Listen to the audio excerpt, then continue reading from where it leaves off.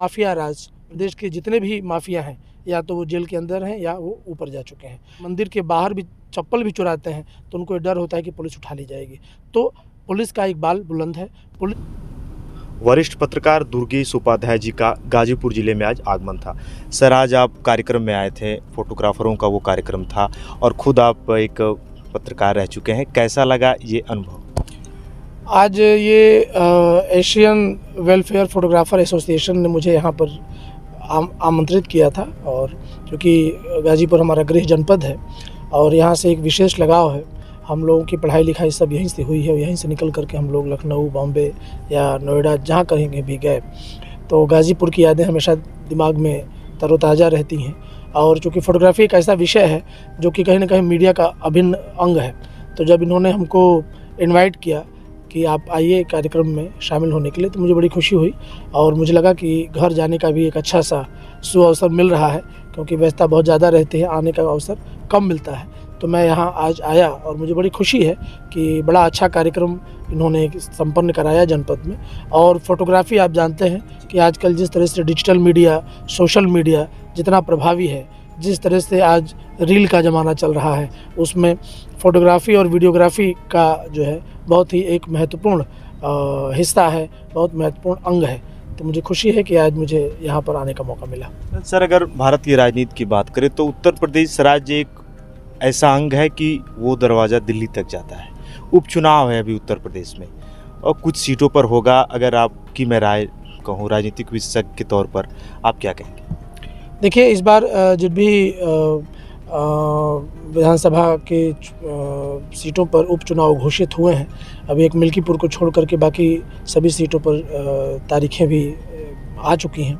मुझे लगता है कि हर दल अपने अपने तरीके से, चाहे वो सत्ता पक्ष हो अथवा विपक्ष हो, हर दल अपनी पुरजोर कोशिश कर रहा है कि वो ज़्यादा से ज़्यादा सीटें जीतें। हाँ, एक विश्लेषक के तौर पर ज़रूर मैं ये मानता हूँ कि आमतौर पर विधानसभा चुनाव में कहीं न कहीं जिस तरह से भारतीय जनता पार्टी, जो कि योगी आदित्यनाथ जी के निर्देशन में बहुत ही एक बेहतरीन काम कर रही है, चाहे वो लॉ एंड ऑर्डर की बात हो, इंफ्रास्ट्रक्चर की बात हो, चाहे एक इन्वेस्टर फ्रेंडली जो एक एटमॉस्फेयर आज हमको प्रदेश में देखने को मिल रहा है, मुझे लगता है कि उसमें योगी आदित्यनाथ जी के कुशल मार्गदर्शन में जो सरकार काम कर रही है उसको क्रेडिट देना पड़ेगा।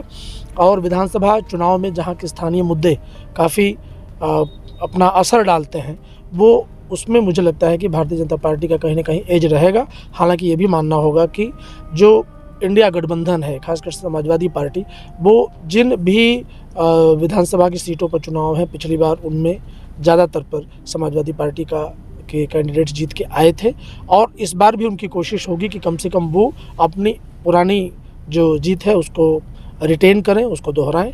तो दिलचस्प मुकाबला है, देखना पड़ेगा कि आगे आने वाले समय में किस तरह के नतीजे आते हैं। हाँ, ये मेरा ज़रूर मानना है कि माननीय मुख्यमंत्री जी के कुशल मार्गदर्शन में जो भी सरकार काम कर रही है, उस सरकार का काम का जो है बड़ा उत्कृष्ट है, उसकी सराहना है। खासकर जिस तरह से माफिया की कमर तोड़ी है योगी जी ने प्रदेश में, और हमें देखना होगा कि आज 40 लाख करोड़ से ज़्यादा के इनका इन्वेस्टमेंट का प्रस्ताव उत्तर प्रदेश में आ चुका है। उसमें से 10 लाख करोड़ से ज़्यादा निवेश धरातल पर भी उतर चुका है। तो ये अपने आप में बहुत ही हिस्टोरिकल है और मुझे लगता है कि आज बड़े बड़े उद्योग समूह जो हैं वो उत्तर प्रदेश में अपना निवेश कर रहे हैं।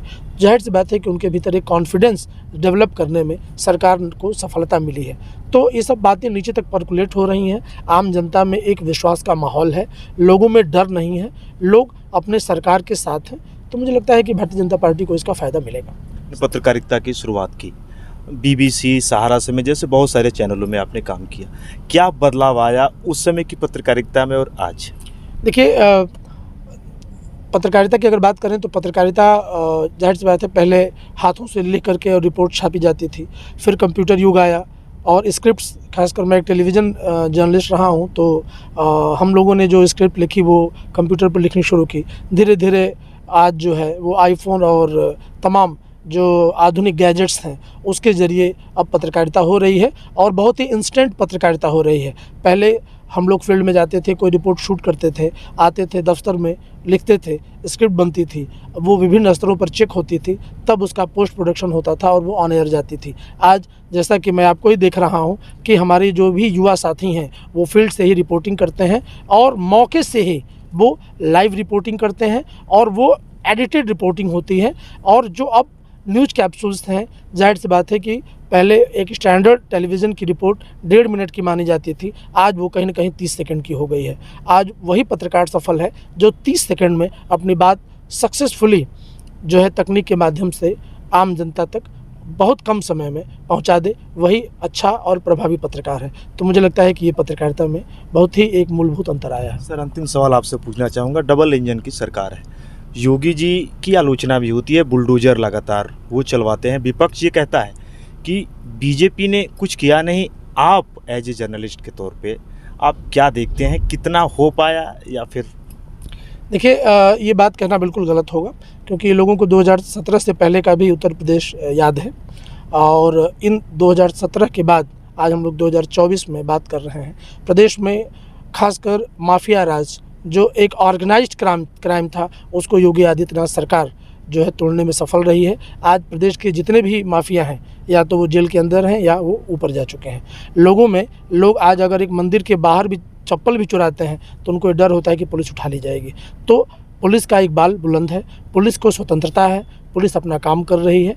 और आरोप और प्रत्यारोप देखिए एक राजनीति है, इसमें एक आम आदमी की जो धारणा है इस सरकार के बारे में, मुझे लगता है कि वो बहुत ही बेहतरीन है। और काफ़ी लंबे समय के बाद मैं तो ये मानता हूँ कि इतना बेहद ईमानदार, बेहद अनुशासित एक योगी और एक कर्मठ मुख्यमंत्री उत्तर प्रदेश को मिले हैं। ये हम सब का सौभाग्य है और हम सब देख रहे हैं कि उनकी नेतृत्व क्षमता में उत्तर प्रदेश जो है नित नए आयाम गढ़ रहा है।